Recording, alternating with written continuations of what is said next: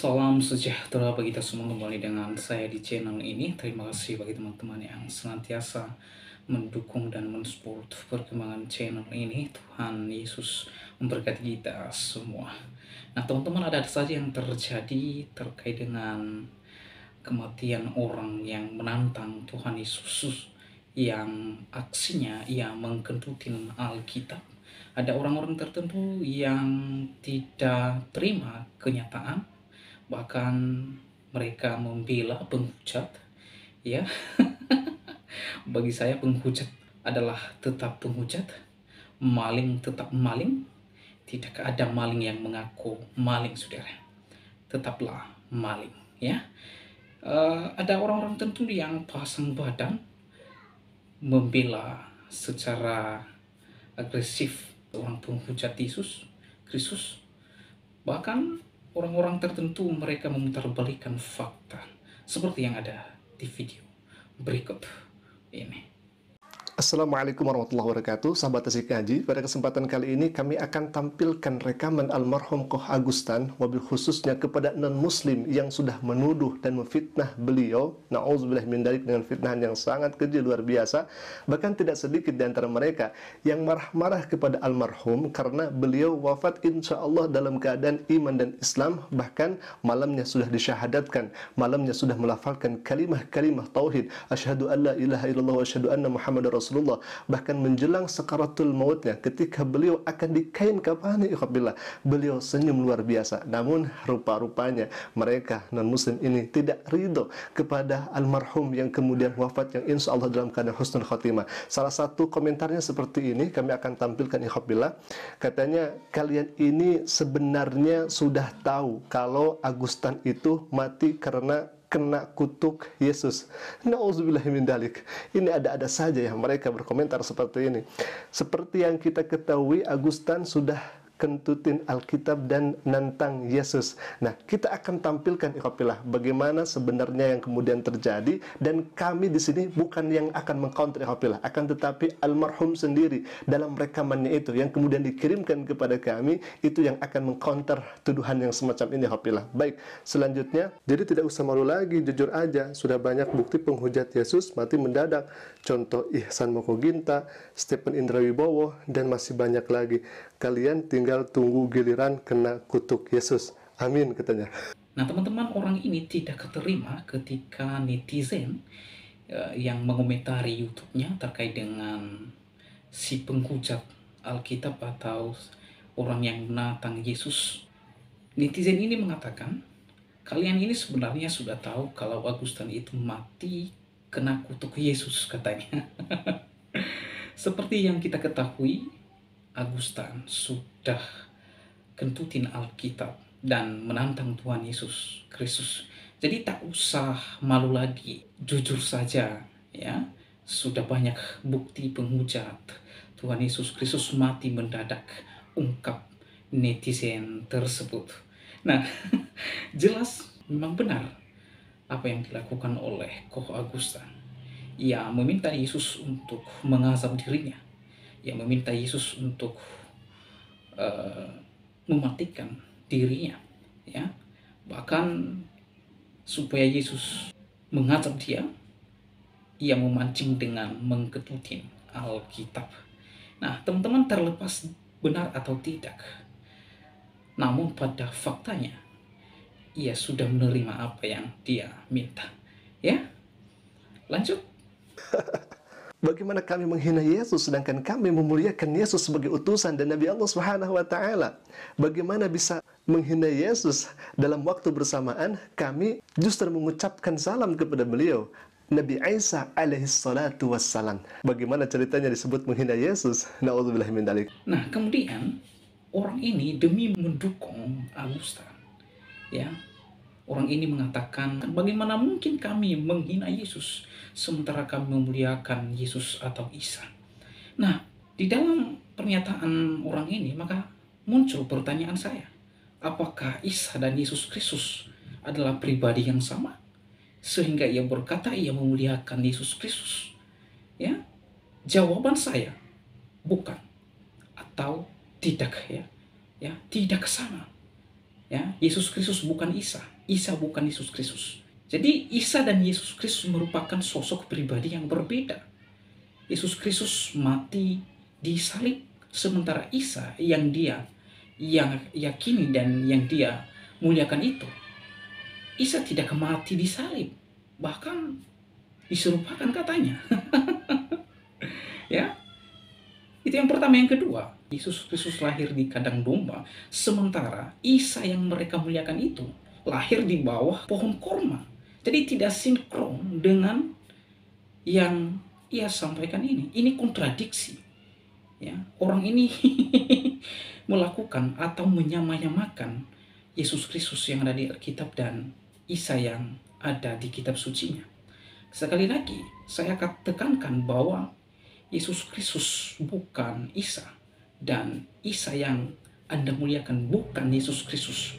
Jadi sangat salah kalau Anda mengatakan Anda memuliakan Yesus. Bagaimana mungkin Anda bisa memuliakan Yesus sementara pada hal yang sama Anda menyangkali dia sebagai Tuhan? Ini tidak mungkin, dan ini satu pernyataan yang kontradiksi, yang tidak sesuai dengan kitab suci Anda. Ya. Dan saya katakan orang ini adalah seorang yang atau guru cocokologi, cocok. Saya kurang tahu kalau ada di ajaran saudara ada guru cocokologi. Kalau kami di Kristen tidak ada guru cocokologi, ya. Jelas bahwa Yesus Kristus bukan Isa dan Isa bukan Yesus Kristus. Lanjut, mari kita lihat. Baik ya, Ikhwafillah. Kemudian di pesan yang berikutnya, di komentar yang berikutnya, ada juga yang seperti ini, Agustan masuk neraka, syukurlah, seperti itu, Ikhwafillah. Yang selanjutnya ada komentar seperti ini, Agus, nah ini namanya juga sudah diganti, Ikhwafillah, na'udzubillah min dalik ya. Meninggal dan menyusul mu'alaf yang lain di tahun ini, dan di tahun depan ada lagi mu'alaf yang menyusul karena kena azab dari Allah. Ini ada-ada saja, ikhwafillah, seperti ini ya. Baik, kita akan langsung saja tampilkan bagaimana rekaman almarhum Ko Agustan yang waktu itu pernah dikirim kepada kami, ikhwafillah. Silakan. Iya Ustaz, Masya Allah, barakallah Ustaz. Iya, enggak apa-apa Ustaz, yang penting doanya saja Ustaz. Insya Allah, semoga sehat dan berkah selalu ya Ustaz, sehat selalu, amin, amin. Sama ini Ustaz, makanan teh hati-hati Ustaz, tidak boleh sembarangan, dikurangi teh, mulai umur 30 nah ke atas teh udah dikurangi, yang santan, yang lemak-lemak teh. Karena begini Ustaz, stroke itu bukan harus nunggu darah tinggi, saya itu bukan darah tinggi. Dan saya tidak ada kaitannya dengan challenge yang saya lakukan itu, tidak. Jadi saya memang pure murni karena ketidaktaatan saya. Apa itu? Pertama begini, saya dilarang betul sama dokter, tidak boleh kerja keras ya. Dan banyak teman-teman yang dari MCI juga, Ko Irwan itu melarang saya untuk kerja karpet ini terlalu berat gitu loh. Ya kemarin itu kan gini, ngejar 50 juta sih saya sih. 50 juta itu tabungan gitu loh. Tabungan saya itu mau saya genepin 50 juta. Karena ini anak kan nggak lama lagi kan kuliah Ustaz. Jadi punya tabungan gitu. Jadi ngejar target itu teh. Sebetulnya itu udah rasa gelieng-gelieng. Dan saya kan posting di komunitas itu ada berapa kali itu. Jemur karpet malam-malam juga itu kan ditegur juga sama penonton kan, istirahat kok, nggak boleh berat-berat kerjaannya. Dan itu memang udah ditegur juga istri, tapi memang bandel teh, udah rasa geliing-geliing, duduk enak kerja lagi. Ya akhirnya itu Ustaz, kemarin itu dipaksa itu, terus ada pikiran sedikit itu lihat videonya si tanpa ragi itu kan, bukan yang tantangan asap itu bukan itu teh. Ada lagi yang ngeri videonya tanpa ragi itu teh, wah pokoknya ngeri lah kalau ngelihat itu deh. Itu terus ditambah itu terus jadi kayak macam vertigo gitu, kebanting begitu. Jadi memang Itu pure kesalahan saya sih, bukan karena hal-hal yang lain. Tidak pun ada challenge itu ya tetap bisa roboh juga, karena itu tadi, pertama makanan, lalu kerjanya terlalu berat. Jadi sebetulnya sama dokter kan dilarang, cuma ini saya dulu karena pernah kerja laundry, jadi saya cari yang udah bisa gitu loh, dan daerah sini kan jarang gitu teh. Padahal ini kan kerja keras, kerja berat ya. Memang harusnya memang nggak boleh memang punya jantung ya Ustadz. Begitu teh Ustadz, pesan singkatnya teh.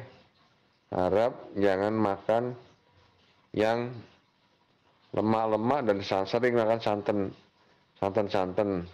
Karena gini Ustadz, maaf ya, penyumbatan itu tidak ada orang yang tahu kecuali kita kontrol. Kita kan juga jarang sering kontrol gitu loh. Karena kontrol itu kan bukan kayak tes kolesterol gitu kan, cepat ada hasilnya gitu kan. Karena ada nyelimet Ustadz, masalah penyumbatan ini kan, prosesnya kan. Jadi ini sama dengan mualaf yang ada di sini, yang kami bina itu, ayahnya itu maaf ya, umur 30, papanya itu kena stroke. Masih muda banget. Jadi sekarang ini faktor makanan paling kuat Ustaz. Makanan jangan sampai ya santan-santan, terus lemak-lemak itu ya. Memang luar biasa kok agama kita itu udah ditulis. Pertama makanan haram jangan dimakan ya kan. Lalu yang halal. Halal itu kan bukan hanya halal. Halal thayyibah ya Ustaz ya kayaknya. Ustaz kan lebih ngerti itu. Saya baca-baca tuh begitu. Yang apa yang baik lah istilahnya ya. Bukan hanya halal kan itu. Halal kalau berlemak kan nggak baik istilahnya Ustaz. Itulah, Ustaz lebih ngerti lah. Saya baca-baca dikitnya begitu. Memang ya itu harus, ini Ustaz, harus mulai bukan dikurangi, memang kalau bisa harus berhenti. Makan-makan yang sehat aja udah cukup lah itu. Itu Ustaz, baik Ustaz, turun ya. Ustaz, barakallah Ustaz, selamat istirahat Ustaz.